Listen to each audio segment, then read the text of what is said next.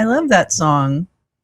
I love that song. Uh-oh. Do we have a chat problem again? What's going on with my or maybe we don't. Hold on. Let me see. I'll just pull myself up over here. I'll just pull myself on up over here, over here. Oh, we probably have people on Twitter. Twitter. Hold on. Don't speak. There's Lee. Oh, there we go. Oh my God, Lee. Thank you.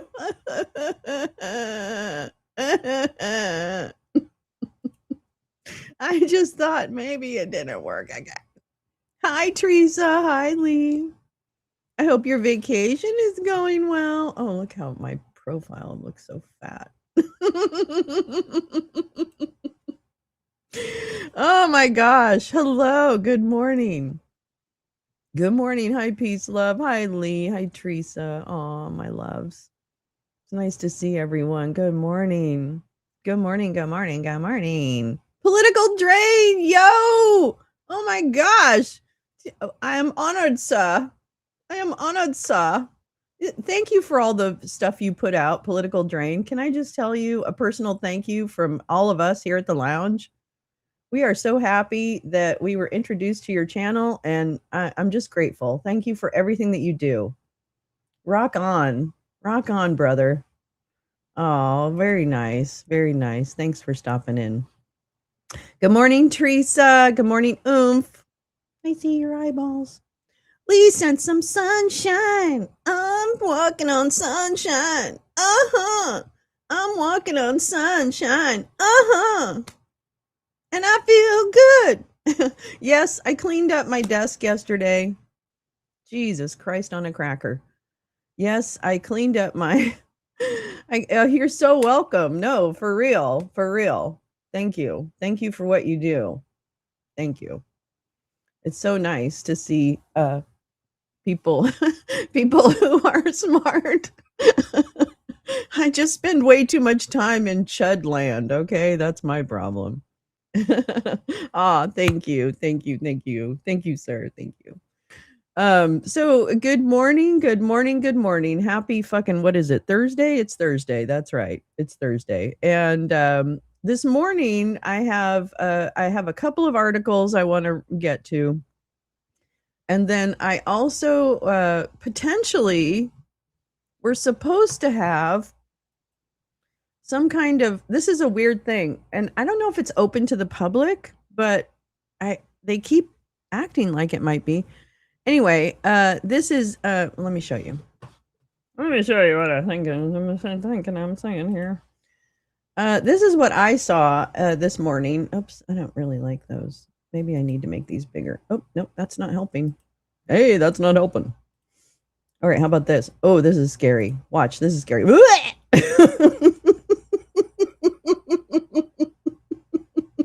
Kathy, good morning, darling. You were at the grocery store when I had my accident. Yeah, I just ruined a keyboard, that's all. I mean, the jury is actually still out, but it's pretty covered in coffee. Pretty much my coffee landed on my keyboard. That's okay. I mean, it was bad, but you know, it happens. Shit happens. Anyway, so this is what I saw that was happening this morning in about 10 minutes. And it is the Committee on House Administration joint deposition of Matt DeBergalis, who, when I was looking up Matt DeBergalis, where am I? Oh, did I put him away. I put him away. DeBergalis.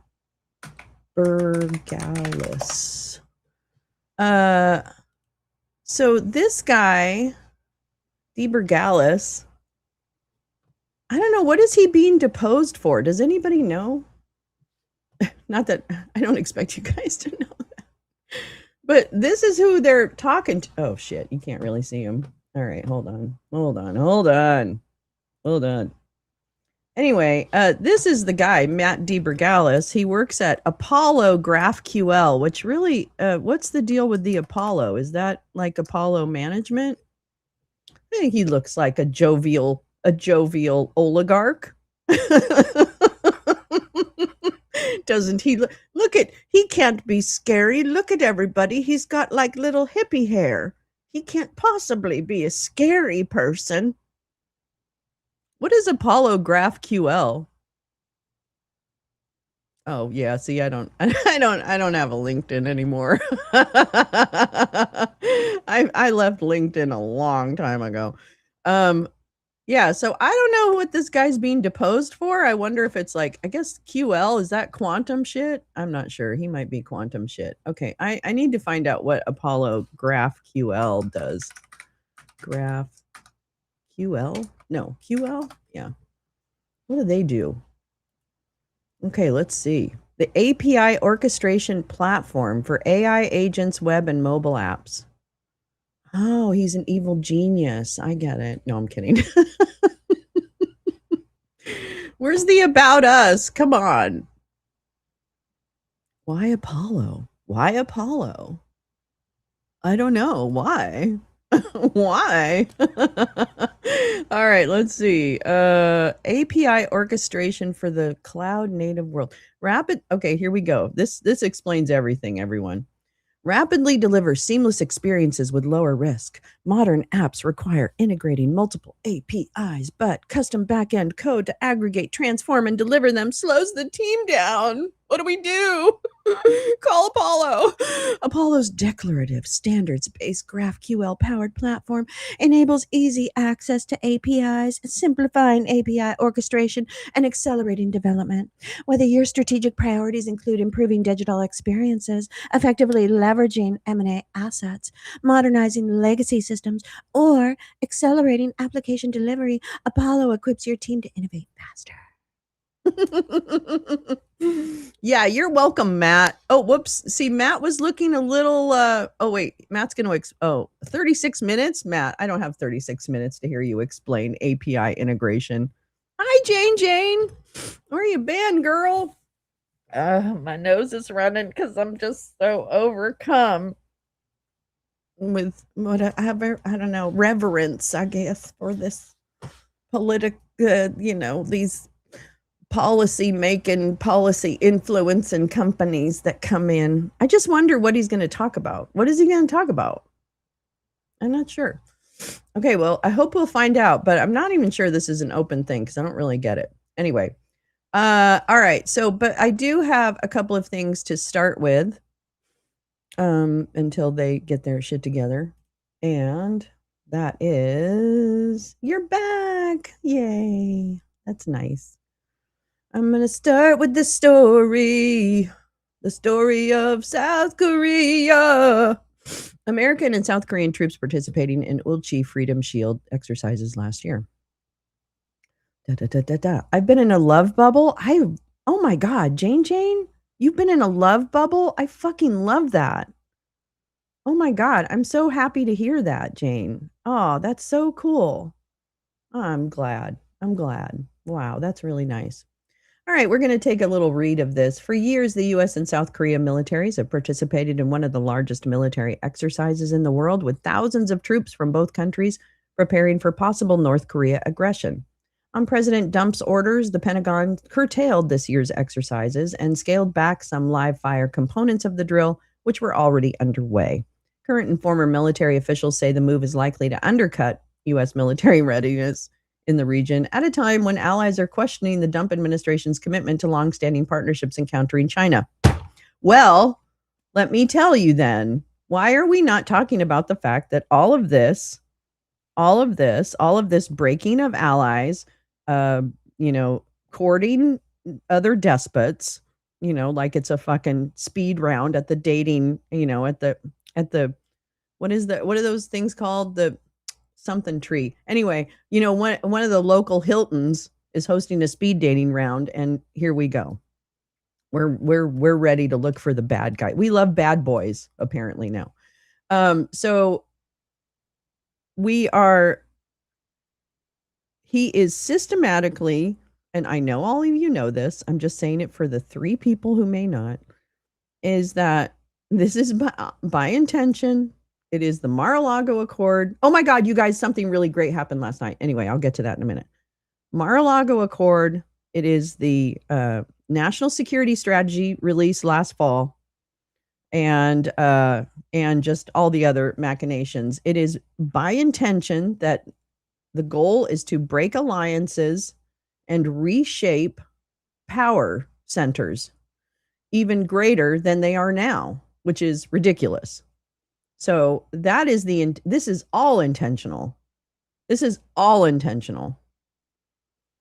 This is the part that kills me when journalists are just going to ignore the words and the documents that have been put out. It's just like Project 2025 again. We all talked about Project 2025, but the journalists even talked about Project 2025, but they didn't actually go into what would happen if this section was implemented, right?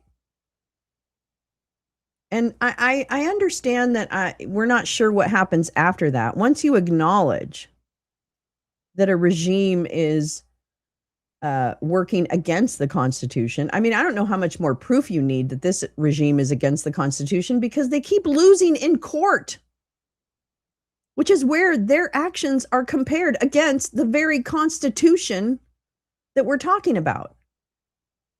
So we already know that this regime is not following the Constitution.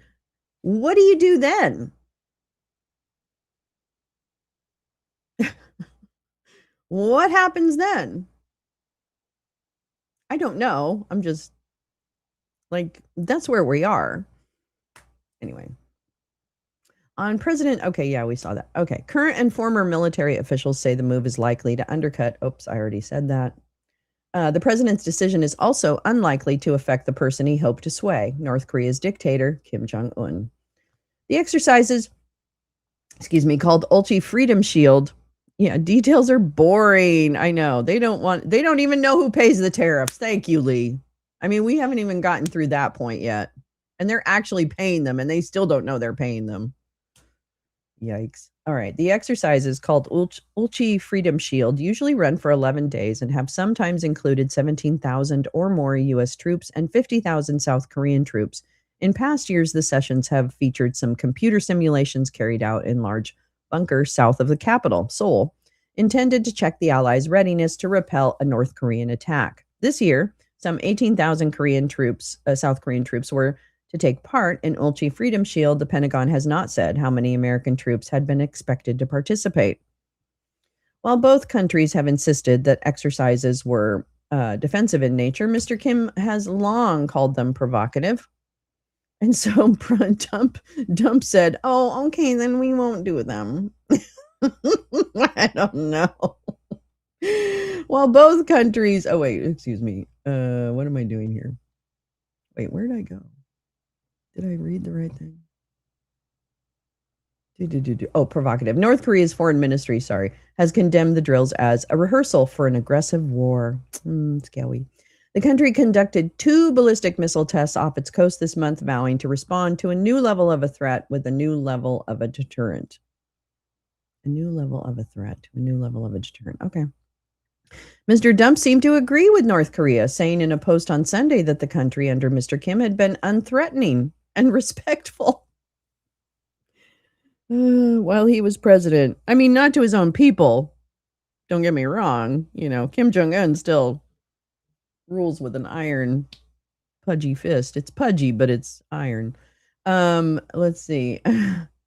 Oh boy. American troops have been through this before. Mr. Dump abruptly canceled the exercise in 2018 during his first administration without notifying Defense Secretary Jim Mattis. At the time, Dump administration officials said they wanted to give negotiations meant to rein in North Korea's nuclear ambitions an opportunity to succeed. Mr. Dump met with Mr. Kim 3 times, but ultimately failed in that goal. But my favorite, I'll have to show you my favorite picture of that someone put up the other day that I absolutely love. Hold on, where is it? I can do it. Wait. Oh yeah, I can do it. I can do it. I can do it to it. Where is that picture? Downloads. Because it's funny. Uh-oh, do I not have it? I thought I had it. Maybe I have it on my phone. Anyway, the picture of him, of Dump, saluting the North Korean general. The North Korean general has his hand out. Oh, Neil, I'm sorry you can't attend. That's right. You had something going on today. No problem. See you later, alligator. See you tomorrow. Have a good appointment. Um, let's see. Back then, officials said military could weather one big interruption in the exercise schedule, but that readiness would suffer if the drills lapsed for several years. Well, hold my arsenic. That's going to be what happens. After Mr. Dump's announcement on Sunday, the Pentagon declined to say which specific training events would be canceled, modified, or conducted through computer simulation. But former commanders said two main components would be affected: the testing of high level command problems and other issues, the training for large scale on the ground live fire and troop maneuvering. Well, I guess he just doesn't want to do it. Both are valuable from a military readiness perspective, commanders said. Maybe we don't have enough ammunition to do the training. I don't know. A Pentagon official who spoke on the condition of anonymity to discuss operational matters said the American and South Korean militaries would continue training on their own before exercise ends on August 21st, but that they would not train together as had been previously scheduled. Of course it hurts readiness, said Victor Cha, the Korea chair of the Center for Strategic and International Studies, and readiness relates to deterrence. If the Chinese or North Koreans feel that U.S. deterrence is not as strong, they might think that there are opportunities there. Mr. Cha also disputed the notion that canceling the exercises would help Mr. Dump, to get a nuclear deal with North Korea, pointing to the 2018 talks that ultimately collapsed in Hanoi in 2019 over disagreement about relief from U.S. economic sanctions and the scope of North Korea's nuclear disarmament.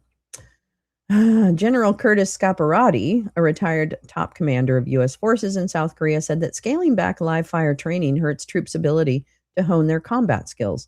It develops competence and confidence by training just as you would fight an adversary as a team, General Scaparrotti said in an email. The use of live rounds and rigorous training standards in training is the most realistic test of unit readiness. In a rambling social media post on Sunday, Mr. Dump complained that South Korea had not supported the Dump administration in its war against Iran. Yeah, well, it's an illegal war, so why would they? He also said the military exercises were expensive, with much of these costs paid for by the United States of America, as usual. Because apparently now it is his money. Okay. Now we've reached the point of saturation where it actually is his money, which, by the way, we called it the $40 trillion debt here. Hello. Where's all the savings from Doggy? Why is our debt top of the what happened to paying down our debt with all the savings in our federal government? What happened then? Let me come back. The estimated cost of hi Kim Thompson. I got a ride to Bakersfield. I'm at the Grapevine coming. Oh, be careful. Be careful. That's a far ride, Kim. Oh my gosh. I'm glad. Be safe, okay? Be safe, especially on the Grapevine. Oh, the traffic is probably not going to be pretty. Oh, I'm sorry. Okay, I'm just going to talk you through this traffic, Kim, okay? You just hang in there, girl. Because that's not going to be good coming into LA. Let's see. The estimated cost of this year's exercise was $6.9 million, the Pentagon official said, adding that any savings resulting from the changes have not yet been determined. Well, guess where they're not going to go? Paying down the debt. But former commanders said the vast majority of those costs had already been paid for expenses like U.S. troop movements in and out of South Korea.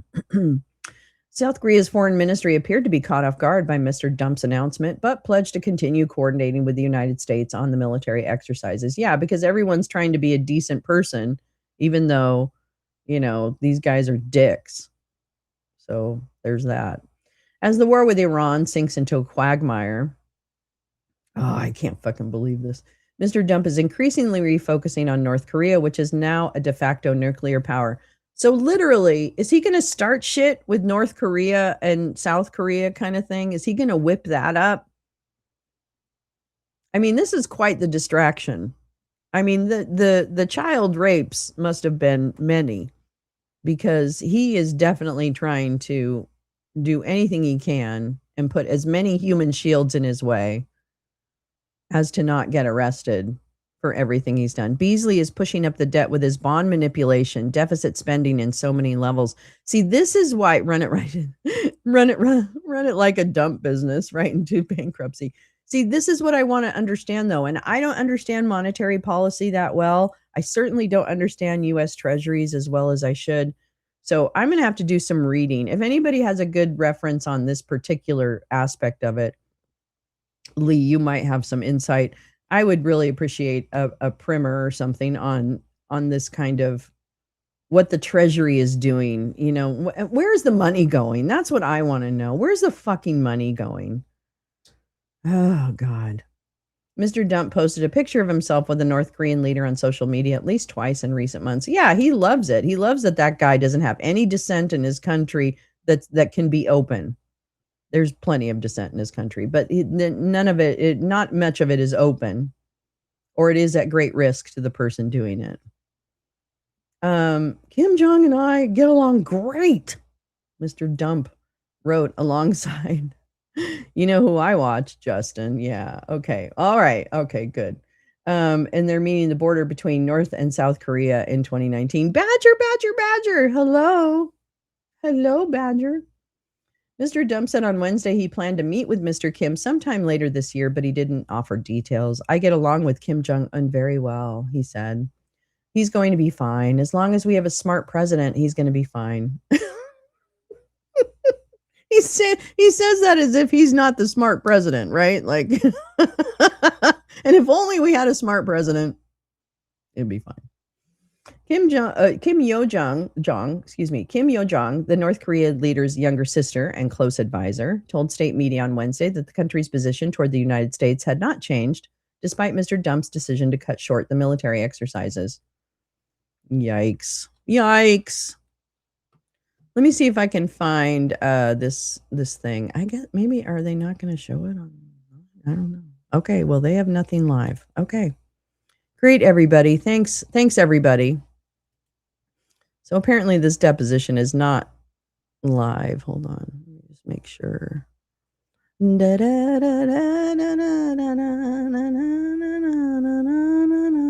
Oh, was there a mayor debate and I missed it for LA? Oh, I got to get on my shit about that. I guess this isn't public. Well, that's fine. I can muddle through. But I really thought it was public. Okay. That's fine. Fine. That's fine. Fine. OSHA. Sorry. Where's Mitch McConnell? Okay. Where is Mitch McConnell? Because literally, this should be illegal that Mitch McConnell can fucking, just not show up. Like you could just not show up. Did he have a recent one on the debt, on the bond thing, Lee? Let me see about, hold on. The July jobs report.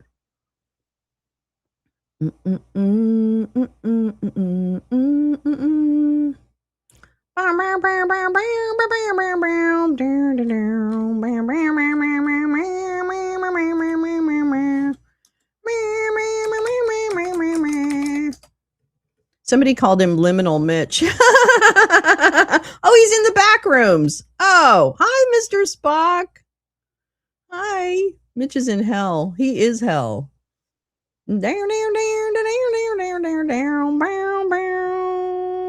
Oh, here. Wait. Treasury scheme. Okay, I'm going to play this. Hopefully Midas Touch doesn't get me. I don't think they will. This is, well, it is 20 minutes. Okay, we're going to watch this. He did a spot. This is it. I found it, Lee. I fucking found it. Oh my God. I love you so much. I found it. Okay, so we're going to do that. All right. Here we go. Justin Wolfers is an economist out of Michigan, University of Michigan, right? University of Michigan or Michigan, I don't know which one. Anyway, he's from Michigan. He's a great economist. We've listened to him a lot, and he really explains things well. And apparently, this will give us some insight into why our deficit, or debt rather, is not going down.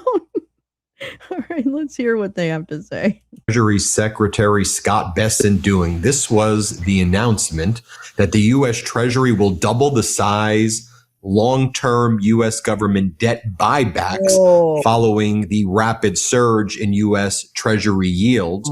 Repurchases of $2 billion will now be increased to at least $4 billion, the Treasury said on this news.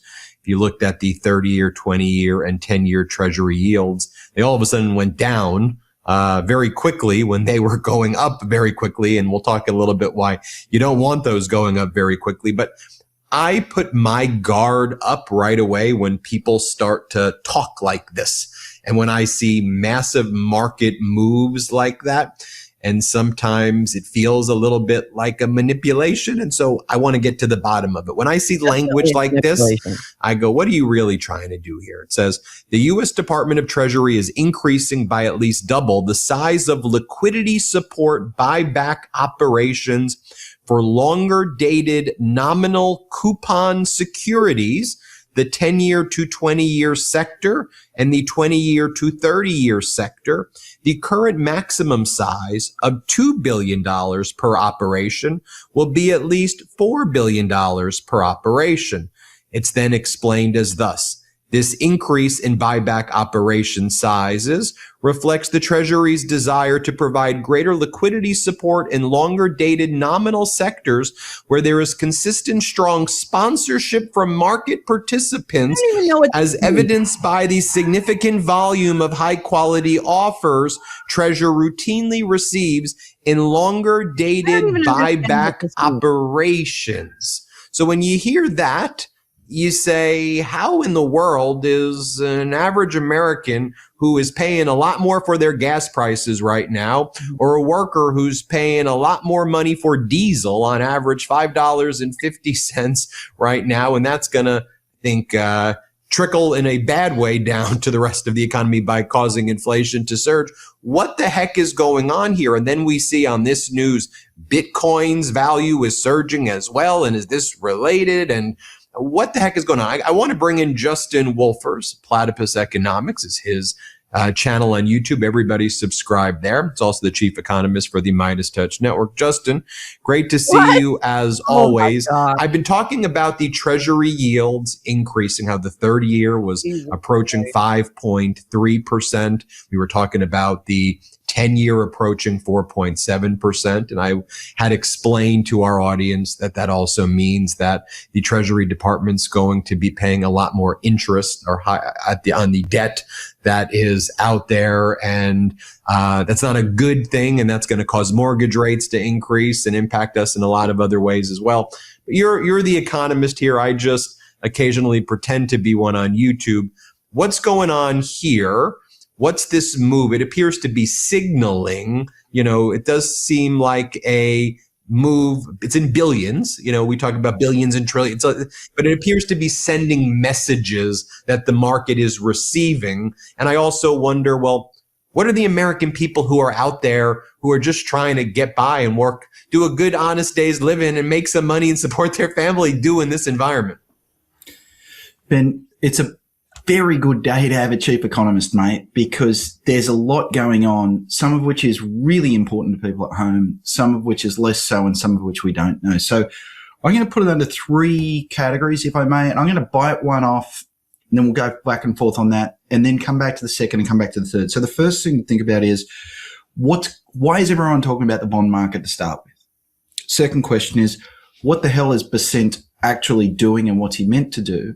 And the third is, what does this signal to financial markets and the implications for the broader economy? So, Ben, let's start and just get the first thing right, which is everyone's talking about bond markets. Why are they doing that?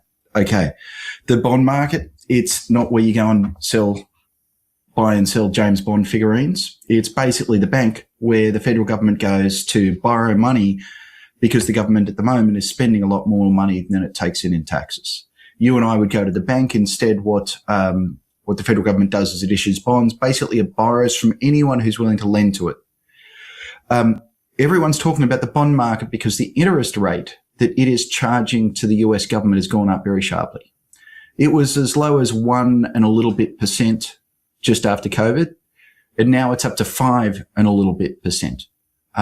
That's a very, very large rise. It could be that markets are worried that inflation's about to take off, but that turns out not to be what's going on. We can tell because we can look at inflation index bonds. So the big question is, why is everyone looking at these high interest rates, and why are these interest rates so high? And I think the answer rests on two things. Basically, borrowing is like any other product. If more people want to borrow, the price of borrowing goes up. And right now we have two groups that are doing a lot of borrowing, and that's led the price, which is the interest rate, to go up. The first group is huge investments as part of the AI rollout. Some people are convinced it's a bubble. Some people are not. I think anyone who thinks they know needs a dose of modesty. But that's a big part of what's going on. It's part of our economic future. The second part, which worries me more, is a huge amount of borrowing from the US government. And here, basically, the US government's doing so much borrowing, there's not much money left to lend to you and me. Because of that, that's pushing interest rates up. Why is the US government doing so much borrowing? Well, at a mechanical level, the answer is we're running huge budget deficits. An under-remarked fact right now is that the US budget deficit is at the highest level it's been in the post-war period, with the exceptions of COVID and the Great Recession. Our deficits, say another way, are at the sort of level that would only make sense if we were at a moment of extreme economic distress and needed a lot of fiscal help. But we're not in extreme distress. Yet the administration has, passed very large tax cuts, hasn't pulled back on spending at all.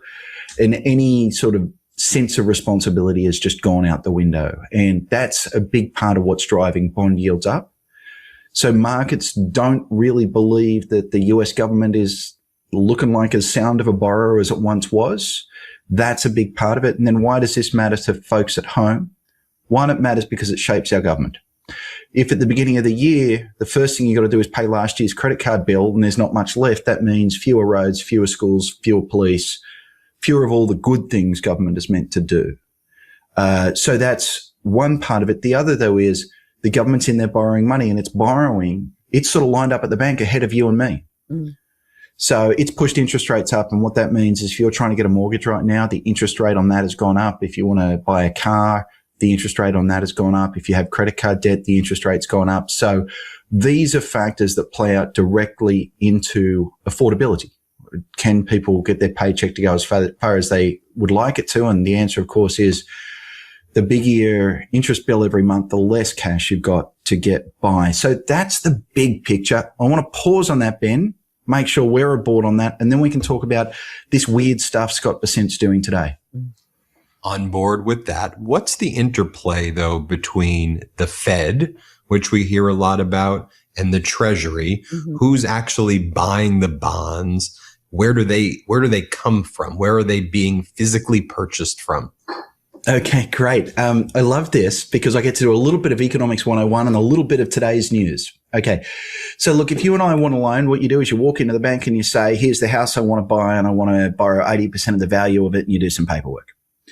Instead, and then that you write a contract that says, I will pay you back $1,000 a month for the next 30 years or however much it is. The way a bond works is the Treasury, under Treasury Secretary Scott Bessent, sells off a piece of paper. The piece of paper says, in a year's time, I'll give you $100. There are lots of different kinds of pieces of paper. There's a different one that says, I'll give you $100 every year for the next 30 years. There's all sorts of different bonds. But basically, let's think about it conceptually as it sells a piece of paper. And then I might go and buy that piece of paper for $95. So I bought a piece of paper for $95 that in a year's time, I'll be able to turn up to the Treasury and say, I want my $100 now. I made a $5 profit. We'd call that a $5 interest. We'd call that a 5% interest rate. So normally it's the Treasury that issues bonds. Now you brought me to what was the second of my issues here, which is what's this big announcement from Scott Bessent? Sorry, let me go back. The Treasury normally issues bonds and it manages our debt. Here's something else. The Fed runs monetary policy. Remember, the Fed sets interest rates. The way it does it is not by borrowing or lending money for 10 years at a time. That's what the federal government does. What the Fed does is it manages the rate at which one bank lends to another bank for 24 hours. They're linked though, but that's what the Fed normally does.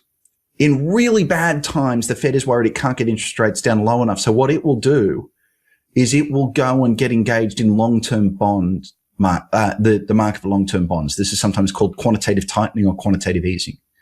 So during a period of quantitative easing, what the Fed will do is it'll try and affect not just the overnight, the one-day interest rate, but also the 10-year interest rate. And the way it will do that is it will buy a lot of bonds, pushing the price up, which means pushing the interest rate down. So that's why it's such a good question. Wait, who's moving around who's intervening in bond markets right now? Kevin Warsh, the new Fed chair, has said he doesn't like it when the Fed is monkeying around in long-term interest rates. He's against it. The language you hear him use is, I want to reduce the Fed's balance sheet. Look, when the Fed goes and buys long-term bonds, they have to write it down on their balance sheet. So he doesn't like monkeying around at all. What was today's news? Today's news was that the Treasury Secretary, Scott Bessent, has said that he is going to move from $2 billion a day to $4 billion a day of buying and selling long-term bonds. One thing to notice, $2 to $4 billion sounds like a lot. In this market, it's not really very much at all. The other thing to notice is what Bessent is doing is very different than what Kevin Warsh would want to do.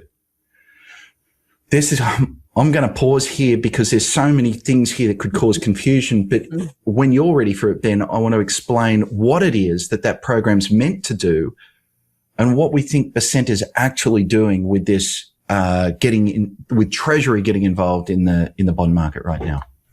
Let's get to that next point, but it does seem he's managing Warsh's desire not to be involved in this area by sending at least a signal to the broader market to say, here's the vision that we have, and at least short term, we got your back. Short term. The problem that I see observing this is long term, which is something that you and I talk about, that this is a problem where the bucket gets kicked down in a bad way to who's going to have to deal with this and unravel a lot of this stuff that's happening that feels you're a little bit robbing from Peter to pay Paul, and you are taking the long-term treasuries out of the market to lower the prices, but you are issuing a short-term fix with these short-term bonds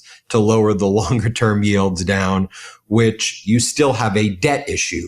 You're still issuing a lot of debt, and that's still going to increase the deficit, and that's still going to increase that $40 trillion number we're approaching. But you've put a Band-Aid on a broader problem, and then who becomes the next president? You deal with it. And so anyway, that's kind of my fear about what's happening. What do you make of it? Yeah, so I want to start by apologizing to everyone at home. I'm going to be using my professor voice the whole time. The reason I'm sort of going to teach rather than talk is the levels of complexity here mount up so quickly that lots of people just lose track of the whole story. They're like, oh, the bond market, it doesn't affect me. No, it affects you. I want to reinforce and vehemently agree with the thing that you just said, Ben, which is the most important issue right now in the bond market is that the level of US government debt is growing, that the deficit is at a level that just doesn't make sense. Our economy is doing okay. Part of the reason is the spigots are open in a way that no previous president would ever have engaged with. And it's the bond market's job to say, hey, are you guys actually serious about ever paying us back? And increasingly they're worried that maybe they're not. Okay. That's the big picture. Okay, listen. We talked about this. We talked about end games, and that one of the things that I thought, and I don't understand the bond market as well as I should, but one of the things we talked about is the fact that the Treasury would borrow and Dump's kind of, or even his regime's kind of mantra was borrow as much as you can, and then just like his businesses, walk away. Yeah, I thought we were talking about the new Bond movie. Damn it. Yeah. So this is something we talked about in the kind of what could happen if Dump is just, as he is breaking geopolitical alliances and reforming and reshaping kind of power centers, i.e., he now is the power center of South America, because all these South American countries are welcoming back or welcoming more right-wing authoritarian oversight power, right? So through the extortion of minerals and other resources, aka the Mar-a-Lago Accord, through the National Security Strategy last November 2025, it is to really kind of push out the liberalism power from any kind of area, to turn your back on allies, court the despots who you then will also extort, right? Because what I would think would happen with Kim Jong-un is that it would just become another extortion scheme and a shift in power center and a reliance by these countries' governments on the U.S. Security or whatever. But it is extortion. So that, I think, is really interesting, because I think this government would love to borrow as much money, spend it, lock in those profits, because that's what they're doing. Everywhere we turn, another person is locking in the profits, and then walk away. Just walk away. Isn't it Idris Elba? It better be, because he's amazing and gorgeous, and I think he's the perfect Bond, but I hope so. Gosh, I hope it would be, that would be amazing. No, I don't think people would freak out. I don't think people would freak out at all. I really don't. I think, no, I don't think that would happen. Idris Elba. Okay. Yeah, anyway. All right. Now I gotta put my mind off of Idris Elba. Thank you so much, Mr. Spock. To hold on to that, and listening to economics might make me not think about Idris Elba for a moment. Everything else today, all this complexity about the bond market, it's all the footnotes underneath it. But we're a nerdy audience here, so let's go to the nerdy footnotes. There is a reason. Let me tell you, the program that Scott Bessent increased today is actually really small and really uninteresting and not meant to make news. Okay, so let me try and explain. We often talk about things like the 10-year bond rate or the 30-year bond rate, which is basically what's the interest rate markets charge the federal government for borrowing for 10 years or for borrowing for 30 years. But in fact, it's not quite that simple. The government every month or so issues new bonds. So there's a bond which promises to pay the user money every year for the next 10 years. And that bond began yesterday, or maybe it was today, I forget which. And then next month they might issue a different one. And so there's not one 30-year bond. In fact, there's a 30-year bond, there's a 29.9-year bond, a 29.8-year bond, and blah, blah, blah, blah, blah. There's thousands of sheets of paper out there that are basically IOUs from the government. Mm-hmm. If you happen to own one of the, and so that makes it really hard for people in markets to have to think about the price of thousands of different pieces of paper all at the same time. And if you happen to own one of the pieces of paper that not many other people own, then there won't be many people in the market buying or selling. And that kind of sucks because you might need to get your money out. And so what the Treasury's job is meant to do under this program is say, in some of these pieces of paper, for some types of pieces of paper, there's just not enough buyers or sellers in the market. So we're going to come in and just smooth things out so that everything's okay, even if there aren't enough buyers and sellers in the market. There's lots of buyers and sellers in some types of pieces of paper, many fewer. And all it's meant to do is just smooth things out to ensure regular market functioning. That's why people use words like fix the plumbing. Okay.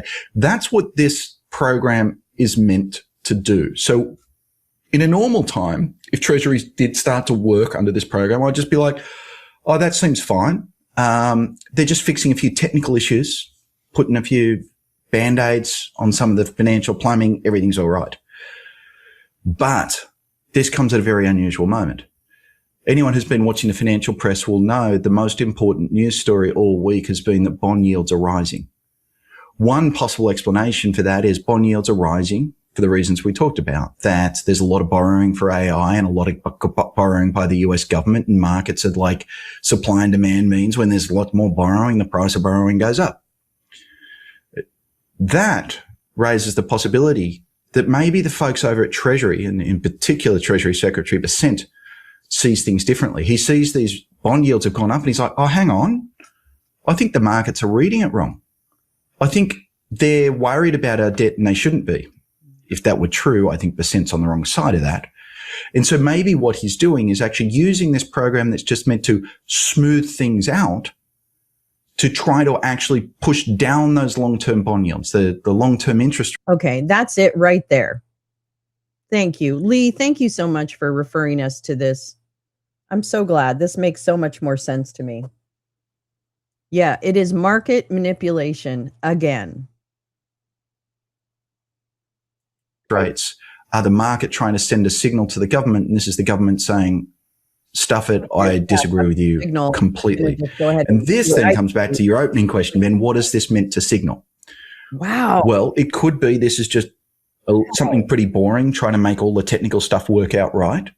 Or it could be the Treasury saying, I don't care what's going on over at the Fed. We are going to buy and sell long-term bonds. So we artificially push down long-term interest rates.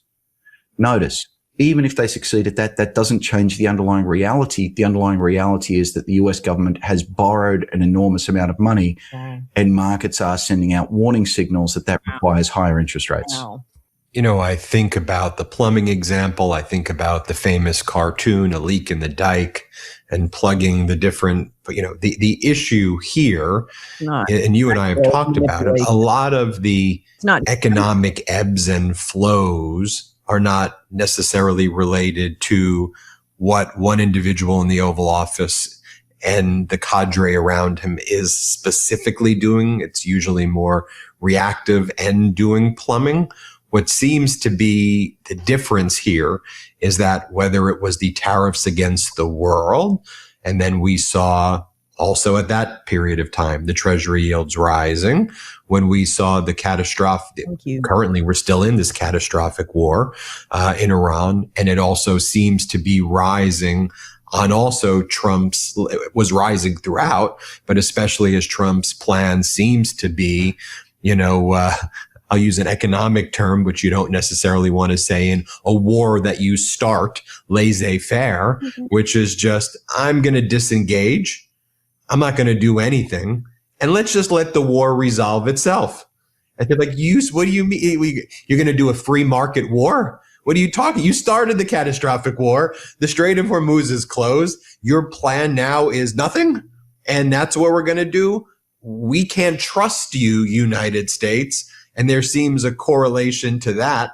And so what I see happening, and what I don't want to sound like a hyperbolic alarmist, but I also look to videos we do and I say, wait a minute, didn't we just do another urgent intervention by selling euros and swapping it with yen? And I said, let's check back on that one, because that's correlated to to war and geopolitical affairs as all in Japan. And then I look there and I go, wait a minute, the yen is falling again? These capitalists really created as confusing a system as they possibly can, so that to unwind, thank you so much, for that picture, to unwind all the bullshit is going to take, I don't even know what we're going to do, which is actually probably pretty convenient for the revolution that is necessary, right? It might be necessary for us to just kind of, and I'm not usually the one to say this. You all know my little baby in bathwater thing. I'm really big on keeping the parts that work. And sure, there will be parts of this government that still can work.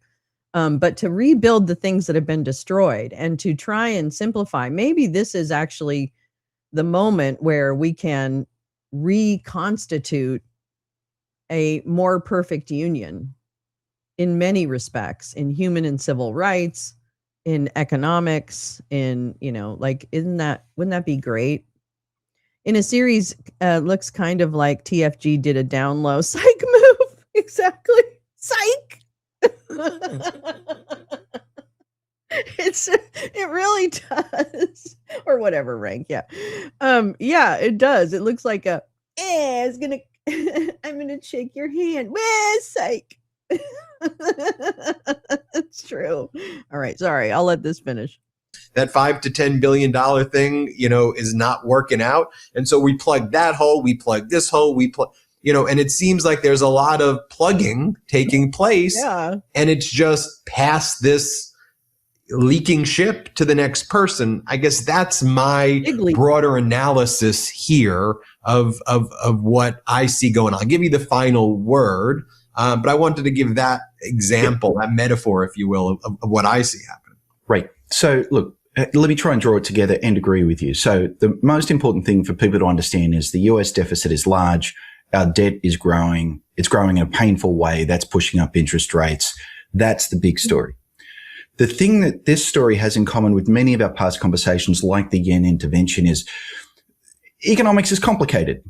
But I don't want to look anyone in the eye and say it's too complicated for you, just trust me, which is there are a whole lot of difficulties. There are some technical programs that do things that are mostly uninteresting, and under a typical administration, you would sort of trust the nerds to get it right, and it might make page 87 of the Wall Street Journal, but most folks don't need to know about it. There's one version of this current story, where the intervention in bond markets, where that's what's going on. But we see time and time again, this is an administration where they take powers that have not really been fully granted to them, say the trade war, and they use them for purposes that are to be polite, idiosyncratic, or to be more direct, that reflect the president's weird, sudden desires. But it's not. They use these powers in very, very unusual ways. It's not. It's not his desires. This has been constructed and architected by people around him. By Stephen Mirren, who is now a Fed governor, by the way, probably on his way to be named the head of the Fed. Okay? He wrote the Mar-a-Lago Accord. He designed the trade war that we now find ourselves in. And all of it was intentional in order to create leverage to get more resources and assets from countries. That is what this is about. It's not just his weird ideas. We have got to stop attributing the execution of this malaise on one man who isn't smart enough to even know what a bond yield is. Stop normalizing that this is just one errant guy out there with stupid ideas and everybody falls in line behind him. The ideas came from those people. He's just the mouthpiece. Exactly. Putin wants the Western economy to collapse. Dinky is doing his bidding, and it's so that they can carve up power centers. I mean, stop with this kind of, well, I guess so-and-so's just kind of gone rogue. No, this is the plan. Now, I don't know what you do to stop it. I mean, you vote. You definitely vote. Sorry, I'm still on the voting thing. I understand and I respect people's frustration with voting, but I'm not ready to give it up yet. And I'm not in favor of a coup because I just don't think that's why one of the things that we should be the most proud of in this country, if any, is the fact that the Constitution stays intact from president to president with a process in place to amend it. But it's hard to amend by design, because in other countries that I've seen, if you have a new president, all of a sudden you could have a new constitution. So when I was in West Africa, I could see the benefit of having such a serious, like, center constitution that then each leader oversees and executes on, or changes, but with a process, right? This regime has come in, like regimes in other countries, and bent the Constitution to their will and just ignored it and moved beyond it. this should be unacceptable to us as a people. If you have government lawyers who are consistently losing in court, that's a problem. They're on the wrong side of the fucking law, which is the actual law that they are supposed to uphold. So I hope that we can move away from this. God, it's just one guy and he's just like crazy. He's not. He's just the messenger. And sure, some of his wild ideas can be executed because that's a great distraction. Natalie Harp. John Ossoff's comments on Natalie Hart could have been just ignored. But no, the right made it a big deal. And now everybody's talking about Natalie Hart.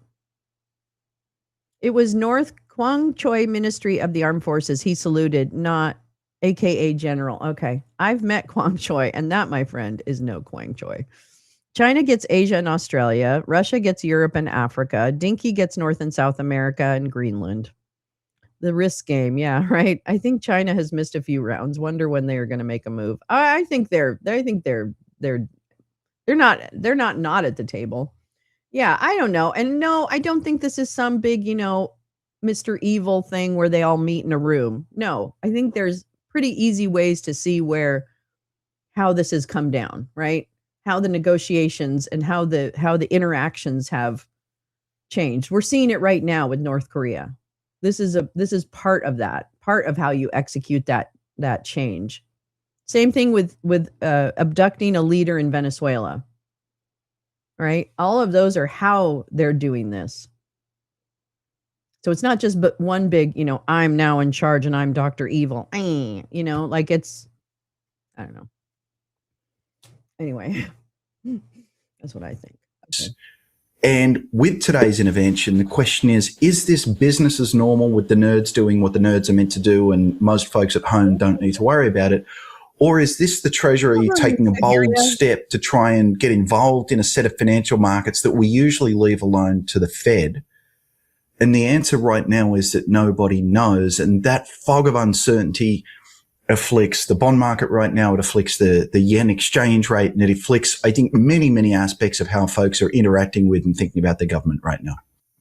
And this is why I think the work you do is so important at Platypus Economics. It's why the role of having a chief economist at the Midas Touch Network is so. Okay, I'm not doing that. Okay, great. Chief economist. Oh my God. I'm sorry. The Midas Touch Network makes me so like ick. More like Mountainhead. Who wants to run Colombia? That's right. Exactly. Who's in Argentina right now? Peter fucking Thiel. Peter fucking Thiel. Peter fucking Thiel. All right, let me see if I have any of these other things. Hold on. Yeah, I just, we should be, I just think why are we not questioning why the debt has gone up so much? $40 trillion. The debt went up so much that, I wonder if I have this picture on here. I really want to see if I do. And we cut so much government spending. So where are the savings? That's what I want to know. Where are the actual savings? I don't get it. I really, really, really, really don't. All right, I don't have that picture. Oh, darn it. Darn it. I had this GIF. Wait, maybe I still, hold on. I might have it. Oh, man. I didn't do it. I didn't do it. I didn't do it. I didn't do it. Damn it. I really wanted that GIF. Okay, anyway. Oh, you know what? It might be in a saved. Hold on. I'm so sorry. Sorry, everybody. Hold on just a moment. Hold on just a moment.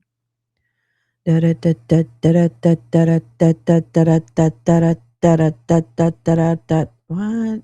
I guess I didn't. Damn. All right, hold on. I'm not done yet. I'm not done looking. I'm not done looking for the things. Well, this is cute. All right, I thought this was cute. Hold on. Oops. All right, hold on. Share this tab instead. Okay, I thought this was cute. Speaking of Peter Thiel in Argentina. Wait, here we go. Here we go. Wait. Here we go. These are the Gandalfs outside of, I don't know if it's Peter Thiel's house or something, but here we go. This is in Argentina.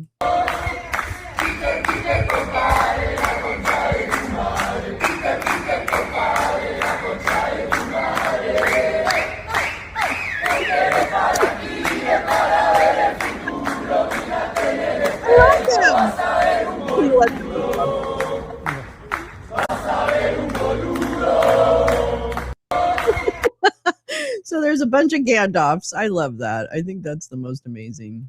I think that's the most amazing thing. Oh my God. Okay, let me see if this guy is being deposed in public. He's not. That's very clear. All right, fine. Whatevs.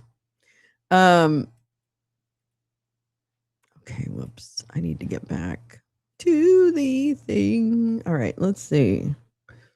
Oh my God. Oh my God. Oh my God. I got to show you guys this. Wait, hold on. Oh my God. This is what I was so happy about last night. Very late at night, I got this notification on my Blue Sky. Oh man, did I not? I think I took a picture of it on my phone. Fuck! Anyway, well, here, I'll show you my notifications. Hold on. Hold on. Hold on. This is cute. I love this. Victory Twin, you crack me up. Okay, wait, where's oh man, where's what's my wait, what was I gonna show you guys? I can't remember now.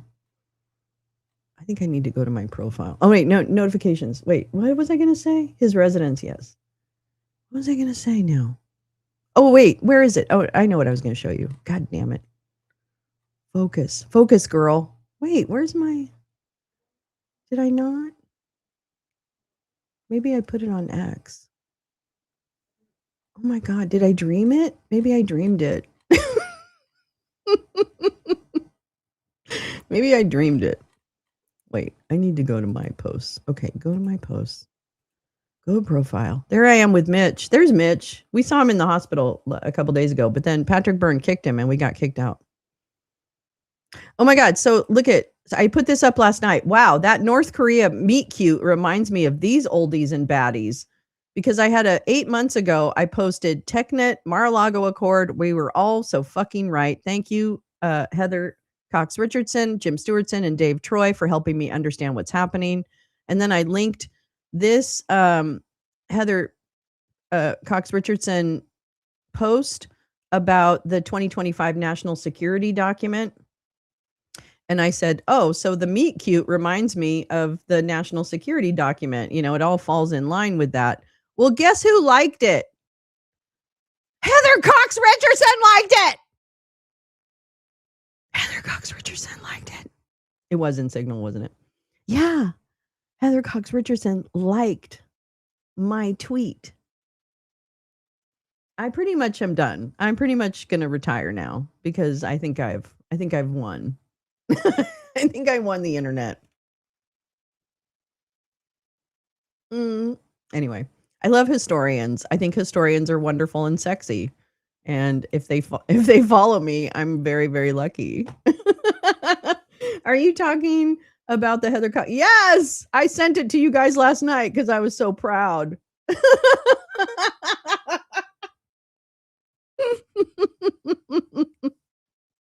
Because I was so proud of myself. Look, Mama. Look at me, Mama. Look at Mama. I made it, Mama.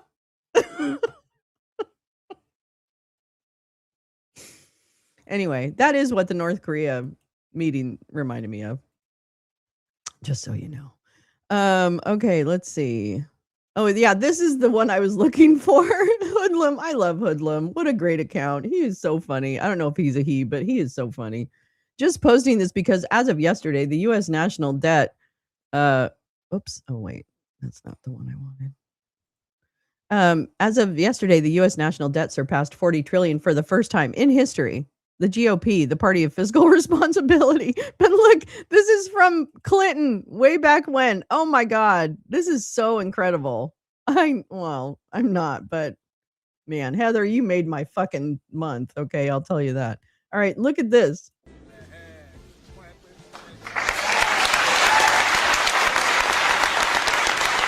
I remember that. Do you remember that? I remember that. In 1998, Bill Clinton ended 30 years of deficits, later delivering record surpluses, 22.7 million jobs, 4% unemployment, and the longest peacetime expansion in U.S. history. I mean, facts are facts. You can feel any way you want about Clinton, and I can't stand him, but I'll tell you what, his government knew how to fucking run it. And we could do better. I have no doubt in my mind, but it is possible. It is possible to do this. Yes, I remember this. Zero.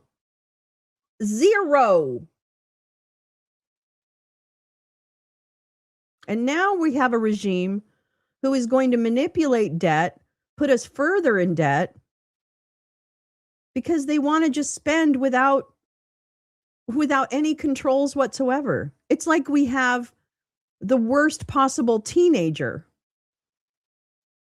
running the fucking government.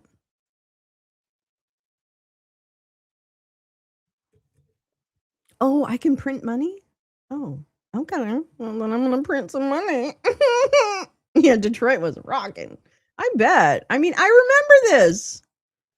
This was a big deal. This was a big fucking deal. The economy was really strong.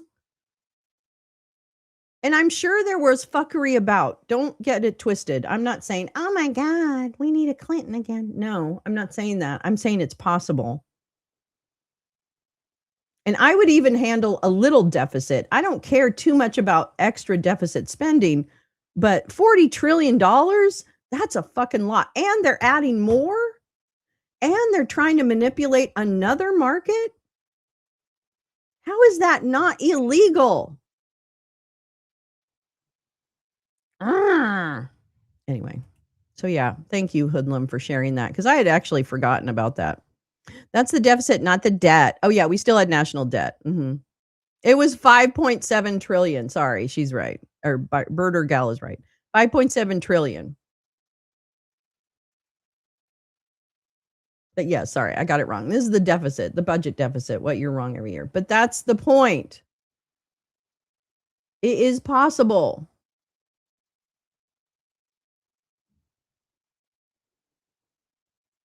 And all of those things are connected. Anyway, thank you for that. Oh, Tina Peters. Oh boy, what are we going to do with this bitch? She will not go away. That's what happened to Germany before World War II. Super high inflation and printing more money. Yep. Well, and the thing is I think we're pretty determined to get ourselves into conflicts that we choose not to get out of. You know what I mean? I think we're choosing to get into these conflicts. So we're actually exacerbating World War III, if you will. Seems to me.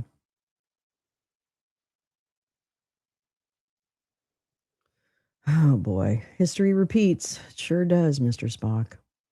All right, this is a piece from Democracy Docket. I think I got this from actually. Oh, I guess I just pulled Mark Elias's thing. Okay. Both the California senators are deeply worried about convicted election denier Tina Peters' possible new job assisting with the elections in the conservative bastion of Shasta County, which makes me so sad because Shasta County is so beautiful. And they're urging the state's election chief to help keep a close eye on her if she takes the gig. In a letter sent Wednesday to the California Secretary of State Shirley Weber, Senators Padilla and Schiff said they have grave concern over Shasta Register of Voters Clint Curtis's plan. Oh, Clint Curtis. I forgot. to hire Peters to replace his current assistant in September ahead of November's midterm elections. The position will once again give Peters, a former GOP clerk in Mesa County, Colorado, who was convicted for her role in a 2021 voting system breach driven by election conspiracy theories and Mike Flynn. Yes, it's true. Dangerous influence over elections, including the critical ballot counting process. We are concerned that this hiring decision in Shasta County has less to do with Ms. Peters' qualifications and more to do with the president's obsession with interfering in the midterm elections, having suggested a need to take over the voting by installing individuals who would put the president's agenda above following the law, Tina's your gal, and his fixation on passage of the SAVE Act, which would create significant barriers to the ballot for millions of Americans, Padilla and Schiff wrote. Curtis said he is hiring Peters to ensure the FBI and the Department of Homeland Security can access ballots. Something Padilla and Schiff note could violate both state and federal law. Yikes. If Shasta County puts Ms. Peters in a position to again violate election laws following her convictions, county taxpayers could be burdened with unwelcomed and potentially hefty expenses, the senators wrote to Weber.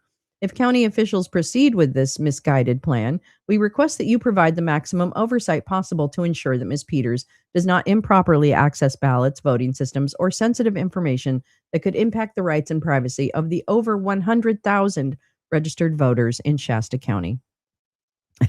What? All those Lemurians are conservative?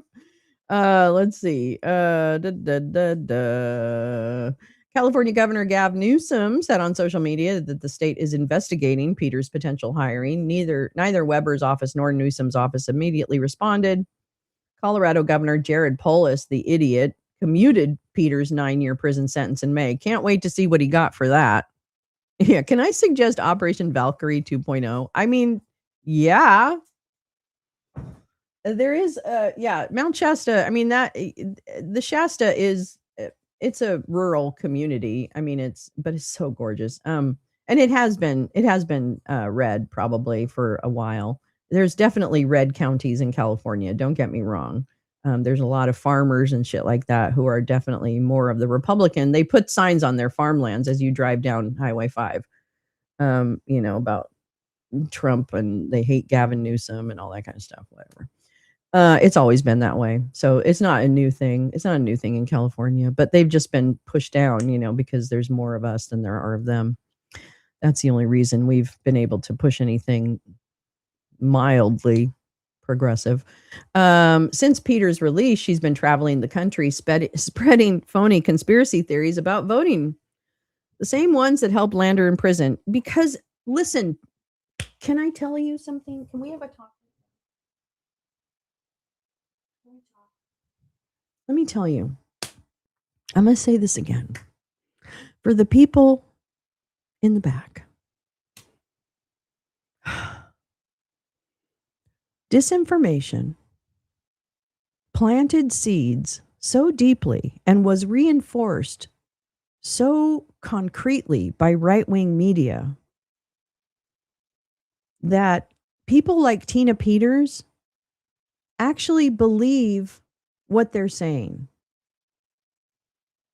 And that's why you can't shake people from this stupor that they're in around MAGA, because they create, oh, bye. Oh my God, you look so cute. Cutie. You good? You good for this morning? Yes. Okay. All right. I love you so much. Muchas.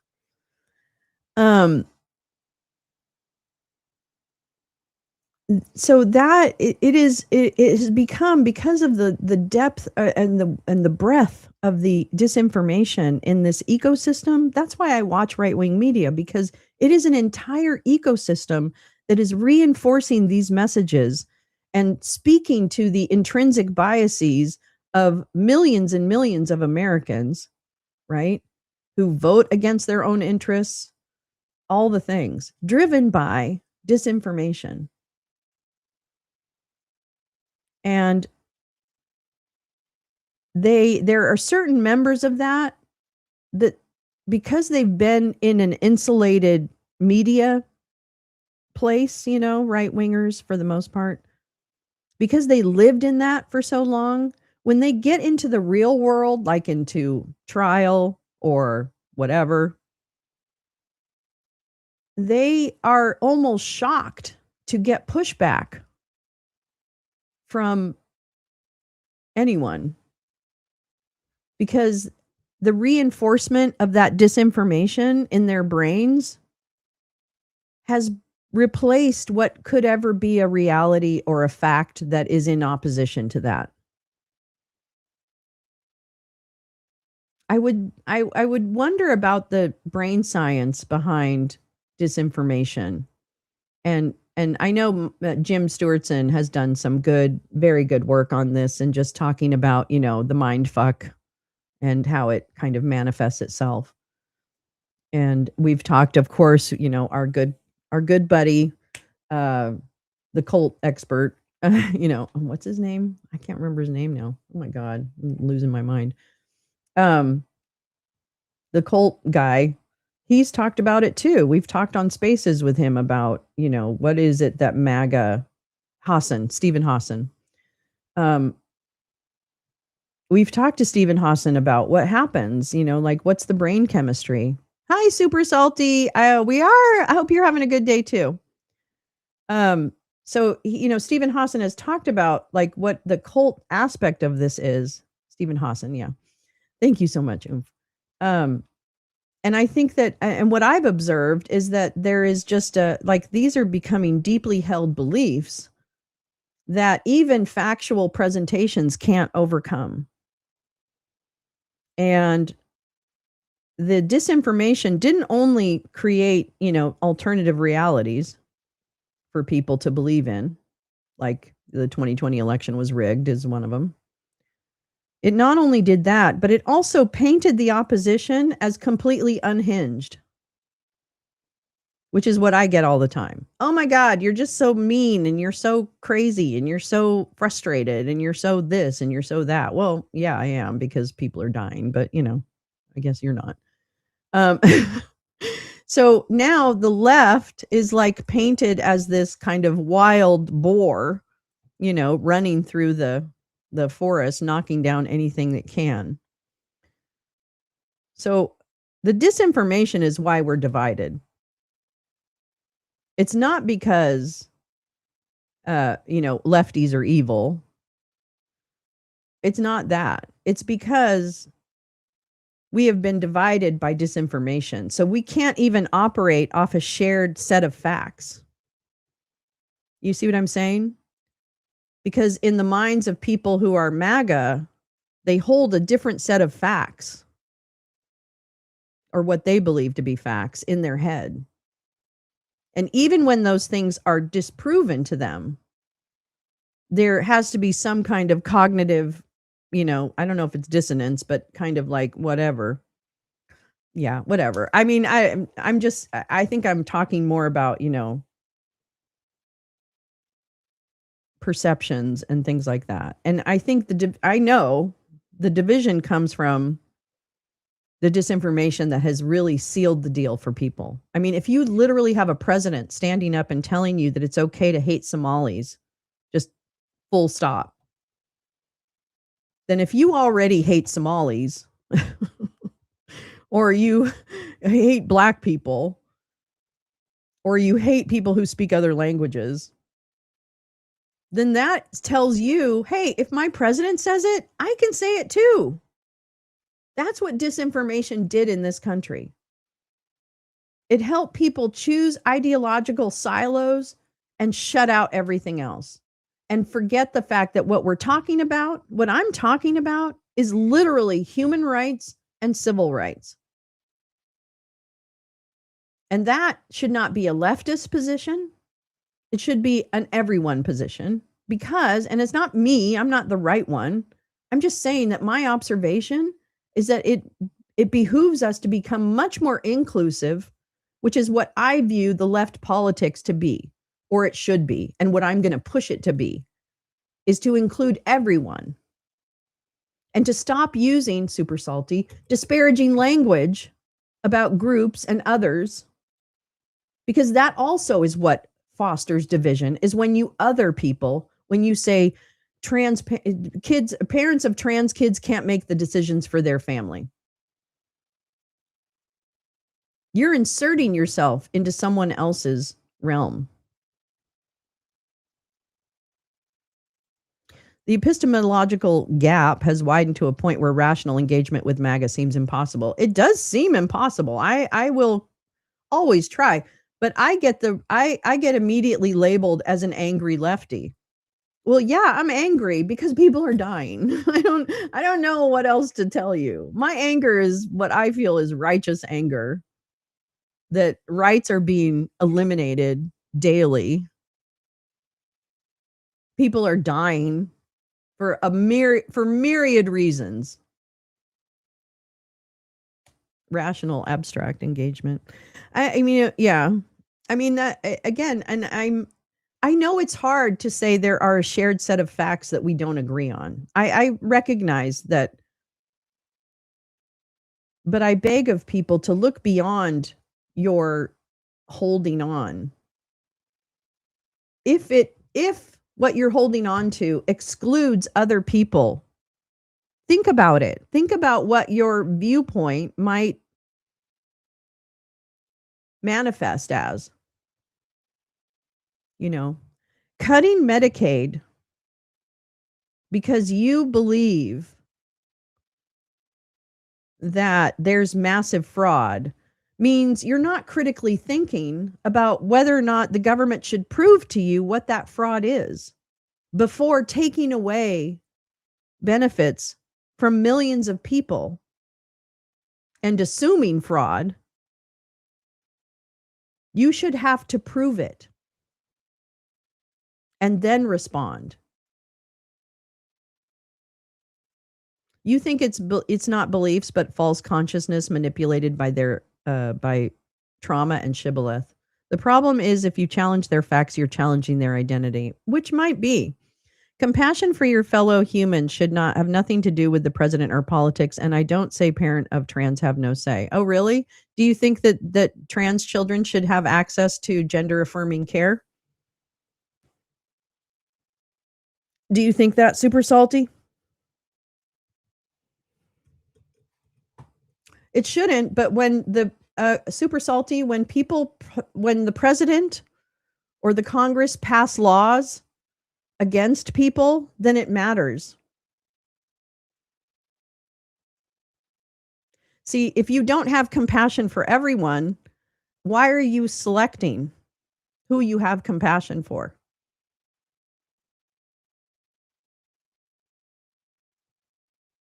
So, can you answer that question? Do you think that trans parents should be able to proceed with gender affirming care if they and their doctors decide that that's the best for their child? And their child is part of that conversation because they are cognizant of this conversation. They're teenagers when this happens, by the way. That's how they were raised. Program isn't an excuse. Adults have agency, right? You don't get a pass for that after age 25, and that's being generous. Fellow humans is the sticking point there. Yeah, exactly. Who are you? Who are your fellow humans? I know this is tough, Salty. I get it. I know. You might have grown up with certain beliefs about queer and trans people. But you really have to challenge yourself, I think. Am I actually including people in my solution, or am I excluding it?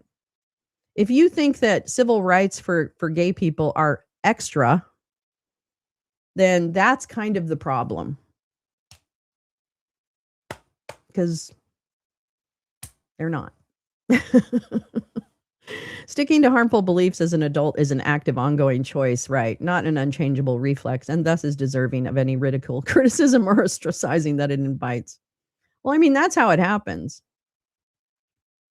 So what my position is that I am going to fight for the rights of everyone, including you, Salty, so that I, for example, don't want to censor speech, but I do want it labeled. If it's an opinion, then I want an opinion. I want it labeled as such. And having watched more right-wing media than probably any MAGA I know over the last 5, 6, 7 years, I can honestly tell you that they are lying to you. Okay, so only after exhausting all psychological avenues, which actually they already exhaust well, first of all, exhaust is a very, very interesting verb. Yeah. That's not really the point. So you clearly, Salty, don't understand the process that people do when they're going through when they're receiving trans care. Of course. And you know what? This happens. First of all, this happens. And people don't change. People don't change and just go wake up one day and go, I want to be a girl. This is something I urge you, Salty. Please watch the movie on Netflix, Will and Harper. I think it would be perfect. I know you're working. That's fine. But I'm going to say, watch the movie Will and Harper. People are born in the wrong bodies sometimes. And so children may know from a very young age that they're not in the right body. I don't think it's a standardized process. I don't know the process, but I know that it's extensive and it is exhaustive. And apparently more and more hospitals are declining to provide it.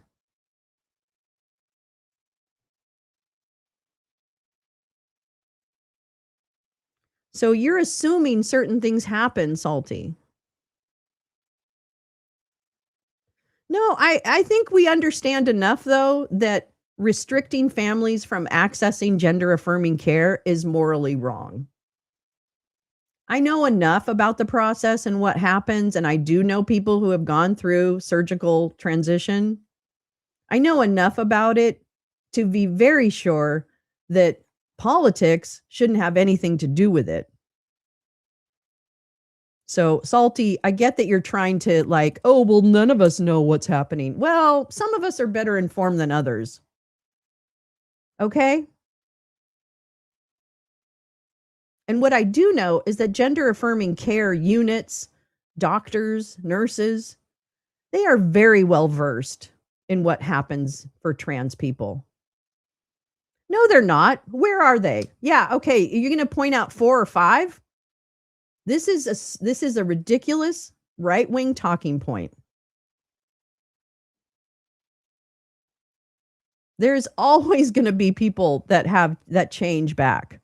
That is a way of the government to tell you, Salty, and you did it. You took it. You took the pill. That, oh, there's many that regret it. What do we do? What do we do? What do we do? What do we do? Bullshit. There's no data on that. There's no data that supports what you're saying. None. Yeah, restricting families from access is far. Oh, okay. Thank you. Thank you. We agree on that? Well then, but why are you supporting the fact that people don't have access to gender affirming care?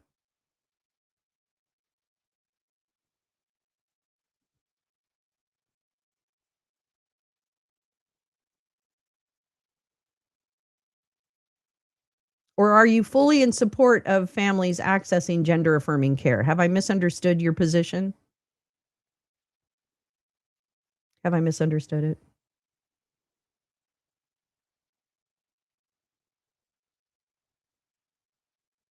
Okay. We'll give him time to answer. Thanks, Oomph. Yeah. Sorry, I transitioned in my question. Yes, 4 or 5 does matter. You can't just change back. None is false. I know there's not none. I didn't mean to imply that, but the situation of 4 to 5, it may matter for them, but it doesn't matter in the scheme of whether or not gender affirming care should be accessible to families and whether or not it's safe. Yes, all the exhausted psychological avenues are also gender affirming care. You're in support. You're in support of people having access to gender affirming care without government interference. I'm going to be really happy if you say yes. You totally don't understand me. Well, okay.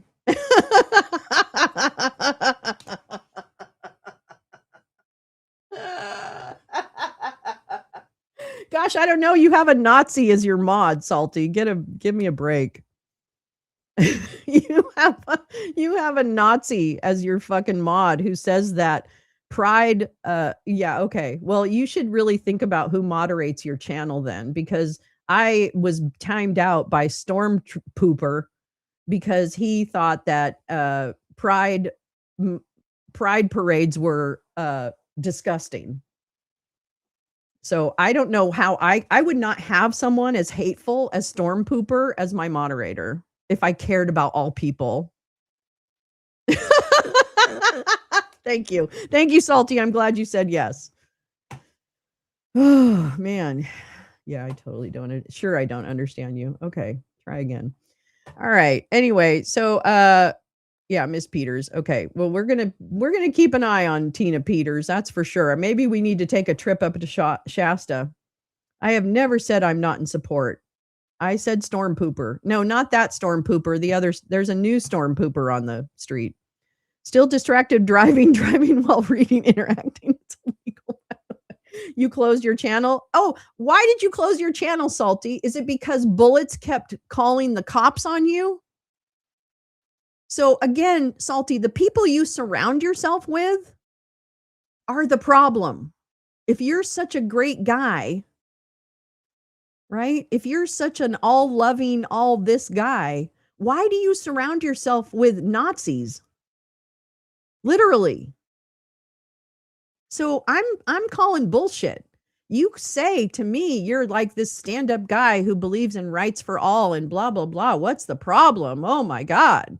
Well, the problem is your actions say different. And I can't help you with that. I can just hold up a mirror and show you. And I'm sorry. I know everyone thinks Lolo is so mean. I'm not mean. I'm just being factual.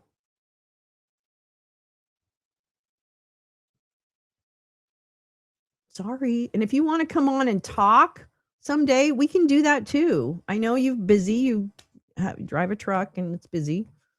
But, you know, I'm happy to talk to you, but I'm going to call bullshit on these kind of like flip-flops where on one hand you say something, but then on the other hand, you surround yourself with people and allow them to say the most horrific things about LGBTQ, like the most horrific things. I don't get it. I don't understand that mindset. That's not a view. That's not welcoming all views. That's basically a MAGA chat. I get banned every time I go into your chat by Storm Pooper.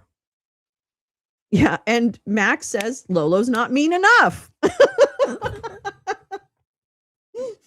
There you go. See, there's people on both sides of the issue. Oh my God. Sorry. Anyway, thanks for stopping by, Salty. happy to talk always. All right. This is for our J Rants. This is for J Rants. Let me tell you about J Rants. She lives in Sarasota County or wherever that is.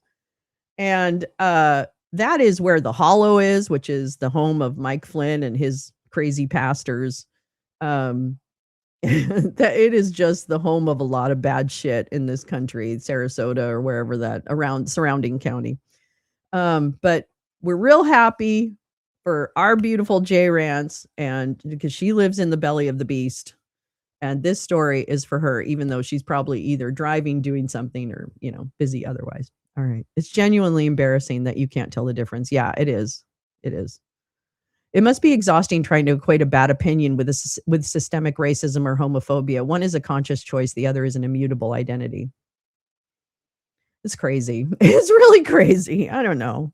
I mean, I get it all the time. You're so mean. You're so this. I can't talk to you. Well, you could talk to me, but you really do have to accept some shared facts. And if you want me to point out where those facts can be proven, I'm happy to do that. But you also have to come with proof. The problem is that you believe, oh, here we go. The problem is you believe I'm the same as anyone that hangs out on my channel. I give everyone the opportunity to express themselves. I keep checking and you never timed out. Oh, really? Well, you're wrong. I know when I'm timed out. I know when I'm timed out and when I'm not. It's okay. I won't be back. I tried. I did my try, and now I don't have time for it. So the problem isn't that I believe you're the same. The problem is that you have mods in your chat that are Nazis. How is this not computing with you? How is this not computing? Are you just ignoring the fact of what Storm Pooper says in your chat? Are you literally ignoring what Storm Pooper says in your chat? Are you not reading the chat? You don't think I'm mean? Good. I'm glad because I'm not mean. I'm actually a really nice person. And guess what? I'm standing up for everybody's rights, Salty, including all the right, including Storm Pooper. But I have no patience for disinformation that has already been debunked. I have no patience for hatred. You know, like, so I'm glad you feel that way about access to gender affirming care. I'm glad that you feel like parents can make the decisions with their doctors and children about what's best for their family. That's good. I hope you influence the people in your chat who don't believe those things and call people trannies and try and other them. You don't read much of your chat. Well, that might be the problem, hun, because your show is not just you and driving around dumping loads. Your show is also who's in your chat, and especially who your moderators are. And I get it. Having Storm Pooper is, pretty cruise control.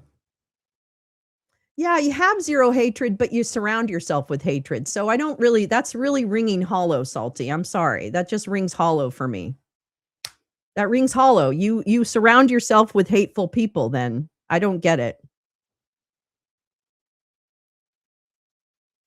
I don't get it. I mean, I think you do it out of convenience and just let them manage the chat. I know you do that. I know that's what you're doing. And that to me is lazy.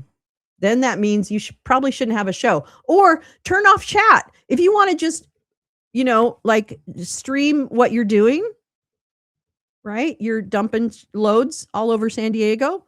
If you want to do that, you can turn off the chat function and then you have no chat and it's just your entertainment, your content. But something tells me you like the content of the chat with the Nazi moderator. And again, actions are stronger than words.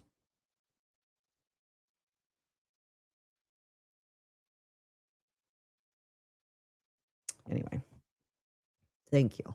All right, but back to Florida. Another 420 alert. I know, I'm going to smoke on my patio after I get done with my show. Yeah.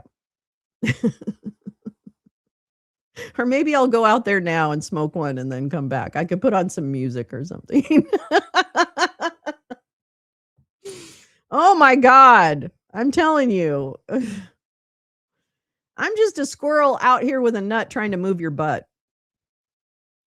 I think quite a bit about a passage in a Black Panther tract, don't recall who wrote, about the role of white liberals in the Black civil rights movement.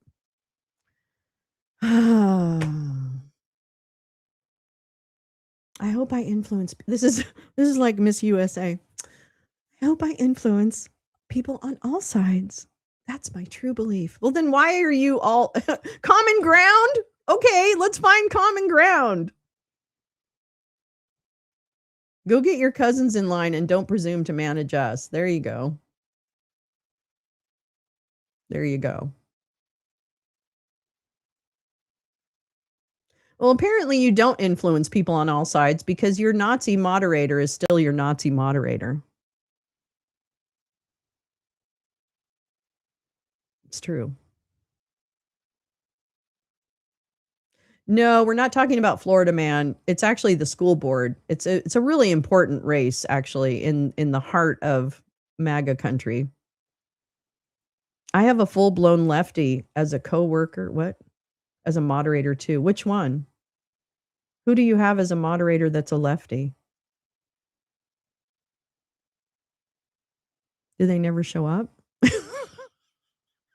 They don't balance each. Who is it? Tell me who it is, because I think your version of lefty is different than mine. But Lolo, to get the cousins in line would require hanging out with them. Oh, yeah. Oh, so you're telling me, okay, so you're telling me that I'm in the wrong and Salty's in the right. Okay. All right, I get it. All right, cool. Absolutely. There you go. There you go. Great. All right.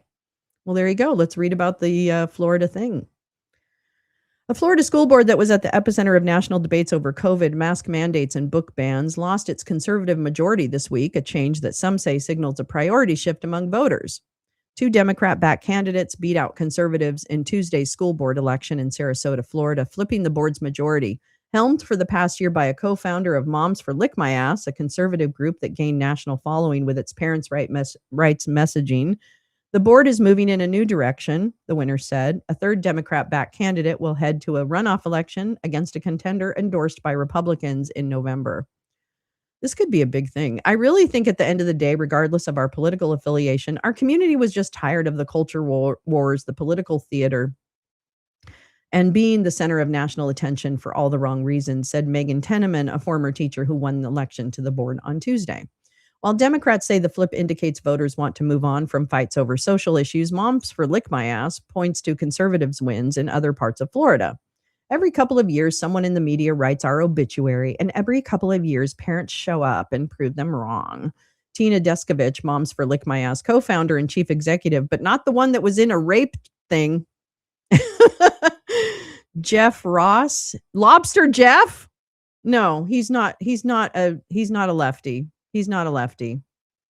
He's not. He's an actor. He's an actor. That's bullshit. Fuck him. You're so wrong. You don't know what a lefty is then. And I don't have any more patience for this conversation. School boards are ground zero in the fight for parental rights. And last night, Florida parents made that clear. During COVID, the Sarasota County School District was among those that saw heated board meetings and headline-grabbing debates over parents' rights. High-profile conservative leaders with documented ties to the county include former National Security Advisor Mike Flynn and dead as a doornail, Charlie Kirk. Oh, God. The Sarasota County School Board had been controlled by conservatives since 2022 on the heels of the pandemic, as school board meetings and elections, typically quiet and uncontroversial, became partisan battlegrounds. Florida Governor Ron DeSantis got involved at that time by endorsing candidates, something that governors rarely do.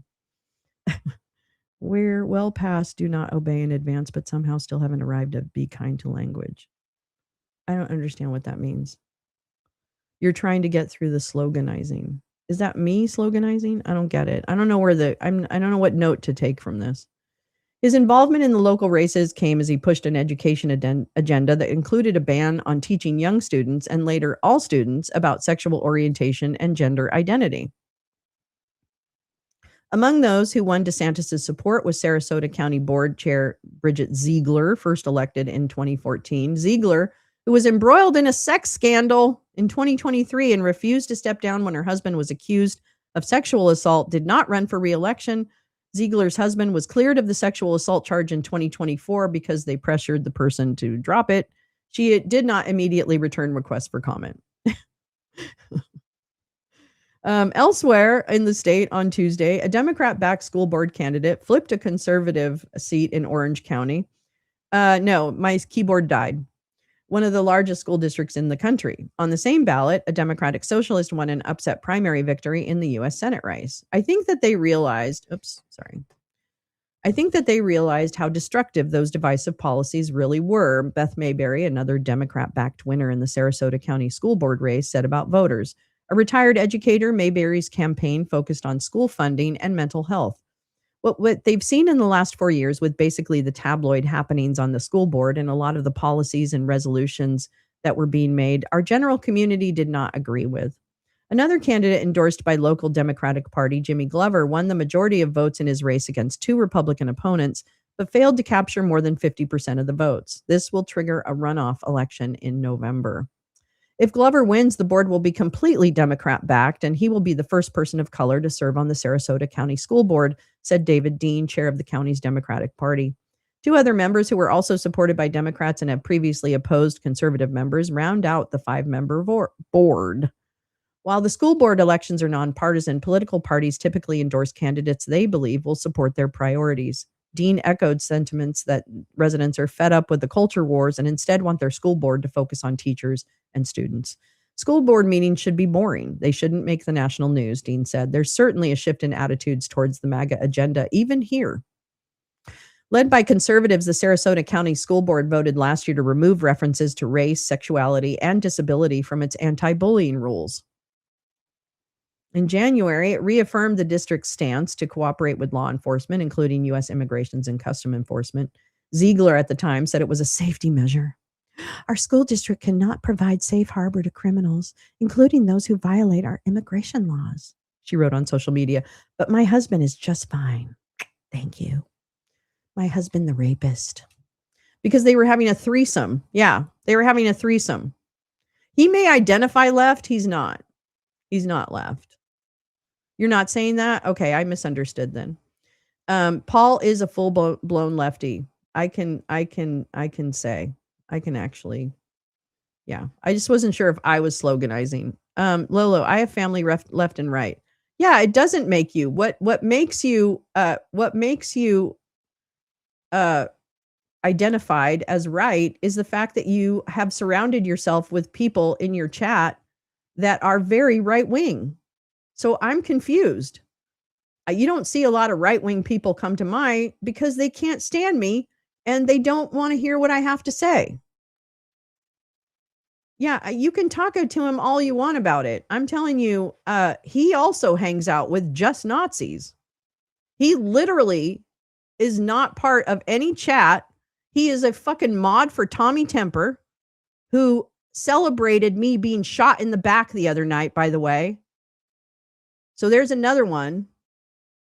All of you people so excited to see me get shot in the back. All you people so fucking excited to hear a story about Lolo that you were all chomping at the bit. And guess what? The story ended up being stupid. That Lolo just handed Fry TV his dick online. So you know what? You can come for me, but you better be ready.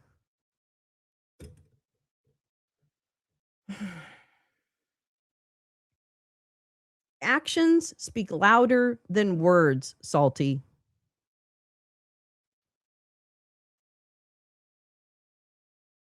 When you want to claim something, we all need to do what's right for each other, so long as we don't harm others. This doesn't mean everyone will. Okay, but can we have basic rights for them? Salty, do you understand that people in Kansas who are trans have had their identification papers denied? Are you aware of that?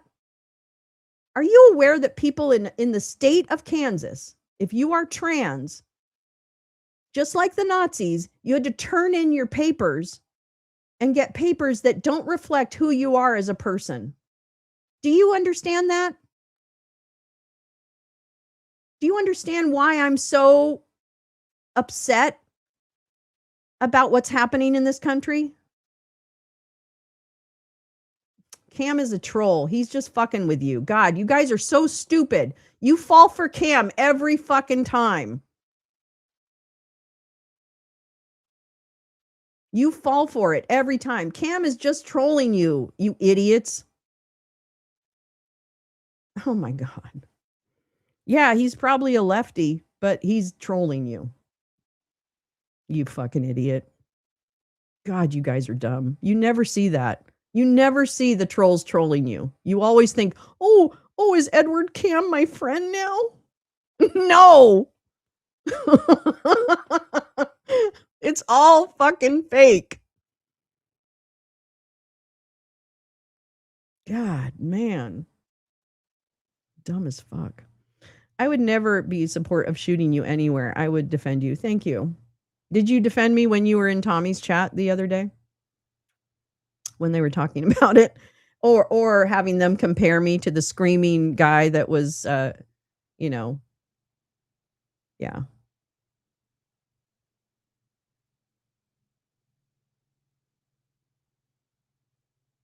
I mean, at the end of the day, I just want people to have their rights. I want everyone to have their rights. Yeah, he does buddy trolling. It's known. I mean, it's been happening. It's so dumb. The trolls have really fucking fooled these idiots, thinking that, oh, they're friendly. Oh, the trolls like me now. Oh, yeah. Oh, the trolls like me. You can't fix the world? Okay. Well, you could start by, if you're going to have a show, you could start by trying to really influence people and combating disinformation when it comes up in your chat. But otherwise, then maybe you just shouldn't have a chat. That's what I'm saying. Because your chat is giving off Nazi vibes. Sorry. Al Munson is also trolling you. Oh my God.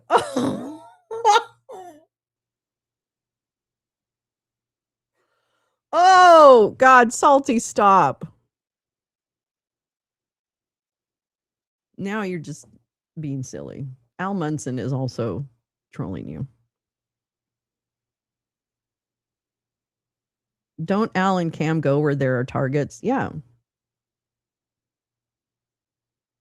Yeah. And to point out the hypocrisy. And then they get timed out by the Nazi storm pooper. I don't assume anyone in social media is my friend. That's a good one. That's a good start. That's a good start. Yeah, but they're not hanging out in your chat just for information or to watch you drive and dump your loads all over San Diego. They're not watching you for that. Oh my God. Idiocracy. Anyway, Munson has been known to buddy troll too. Yep. I know. Salty, I'm sorry. I'm sorry you are you are getting my my disdain right now. But I thank you for coming in. I did not hear about anyone wanting to shoot you. I definitely would have spoke up. Good. Oh, that's great. Thank you. I appreciate that. Daisy loves it. Daisy loves that I got shot in the back. She loves it. Anyway, it's okay. I should go out and get shot in the back again because I am woefully behind in my physical protesting due to this fucking move. So yeah. No, they all want all the Tommy Tempers chat would like me to be shot in the back. Okay. All right. So just so you know, if you're supporting Tommy Temper, he's very happy when I get into any kind of trouble. Lolo, apparently I can't tell the difference between the left and the right. And that might be true. That might be true. Maybe that's it. Maybe that's the issue. I don't think I would get too hung up on that. I would really just look at what people say. Look at what people say. Look at how they act. It doesn't have to be labeled left or right. That's not how it has to be labeled, but it is falling into those categories. We can't deny that. Right? So, but I am going to go against anyone who is going to exclude people from basic rights and the dignity of life and living it without government intervention. Yeah, not alone in that. I think you're right. We don't really know what's what right now. But my North Star is always going to be inclusion and uplifting everyone. It's true. Maybe there are better ways. I mean, I'm really trying to bring the conversation down to what are the core human and civil rights that are deserved in this country. And what does that mean when we start to exclude people from that? Like, trans people have enough rights. right? That's a common thing. Why do we need special rights for them? Well, we don't need special rights. We need to actually protect the rights that they do have and make sure that they're front and center. And when there are people among us who don't have the full complement of rights in this country, then none of us have rights, because that excludes people. Your opinion about MAGA things or that kind of stuff is your opinion. But yeah, my wife says I love people too much. Well, your wife loves you. She thinks you're great. That's great. Maybe you need to love people differently. Maybe you need to show that more if you're going to run a public chat. Maybe you need moderators who are not so ready to call people at a pride parade disgusting.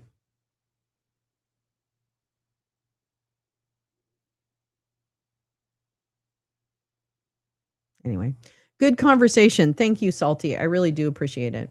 I really do appreciate it. I do appreciate it. Yeah, I do. Yeah.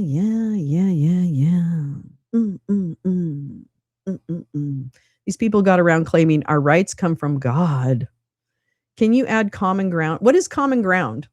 What common ground do you want? I would like money out of politics. Do you agree? We just found common ground. What do you mean, can you add? How are you assuming that I don't have common ground in my beliefs? I have certain issues where it's not about my opinion. It's about the fact that people deserve rights. That to me is immutable. And so the common ground needs to begin with, do all people deserve human and civil rights?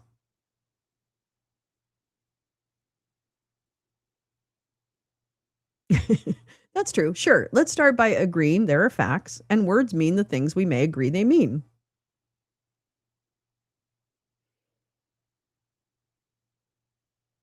But I don't know. I mean, I actually try to seek, maybe you don't know this and you probably don't, but I have worked with Pam Hemphill, the MAGA granny.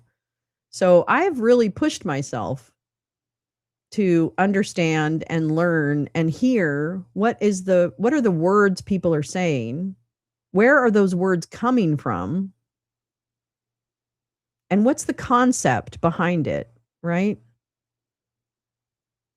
The concept behind I don't know, anti-trans is, well, that's a complicated one because it's a lot around othering a certain community and isolating them.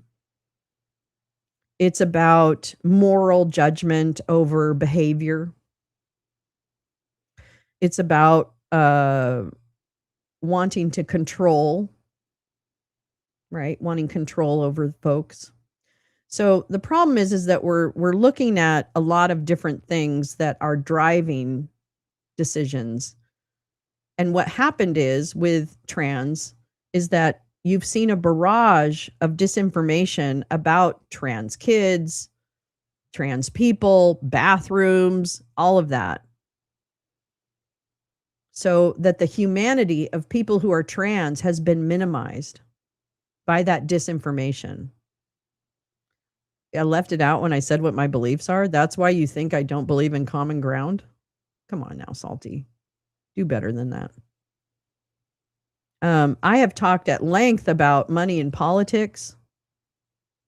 How, if we got money out of politics, I think that the right wing would actually agree with us on that. And that's a great place to start, frankly. I think it's one of the most important places to start. So I'm totally willing to do that. But I also need there to be an ability to look through and say, could this be disinformation?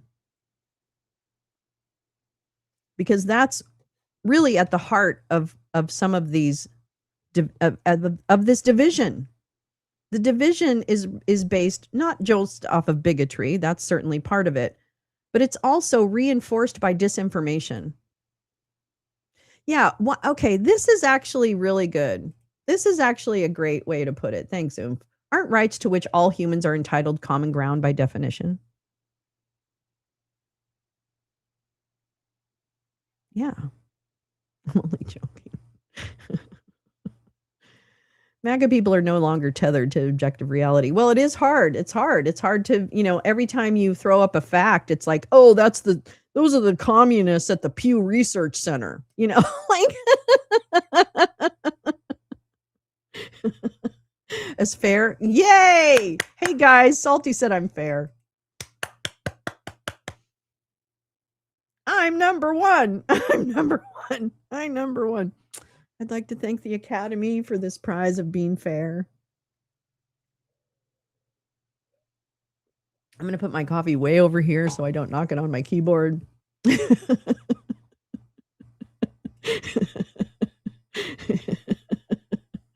I guess they're expensive enough, yeah.